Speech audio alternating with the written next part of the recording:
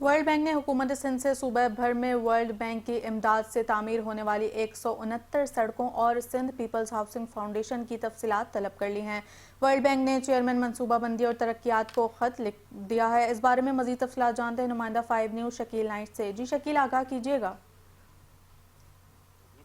World bank ने सिंध में तामीर की जाने वाली 169 सड़कों और पीपल हाउसिंग फाउंडेशन की तफसीलात मांगी है। वर्ल्ड बैंक ने चेयरमैन मनसूबाबंदी और तरक्यात को खत लिखकर मज़कूर तफसीलात मांगी है, जिसमें उनसे कहा गया कि इस सिलसिले में 29 अक्टूबर 2025 को जो कराची में इजलास हुआ था, उस हवाले से भी तफसीलात इरसाल की गई। उसमें कहा गया कि जो बारिशों के बाद सड़कें तबाह हो गई थी और इसके लिए वर्ल्ड बैंक ने माली इमदाद फराहम की थी, तो अब उसकी 169 जो सड़कें हैं उनकी तफसीलात भेजी जाए। खत में कहा गया कि शिकायत की गई है कि जब हमने 169 सड़कों की तफसीलात मांगी तो हमें सिर्फ और सिर्फ 3 सड़कों की तफसील भेजी गई जो मुनासिब बातें हैं, लिहाजा फौरी तौर पर इनकी तफसीलात भेजी जाए और उनका डेटा दिया जाए, ताकि इसके बाद वर्ल्ड बैंक को फैसला करे कि इन सड़कों की तामीर के लिए या मजीद सड़कों की तामीर के लिए वर्ल्ड बैंक इमदाद फराहम करे या ना करे। जी।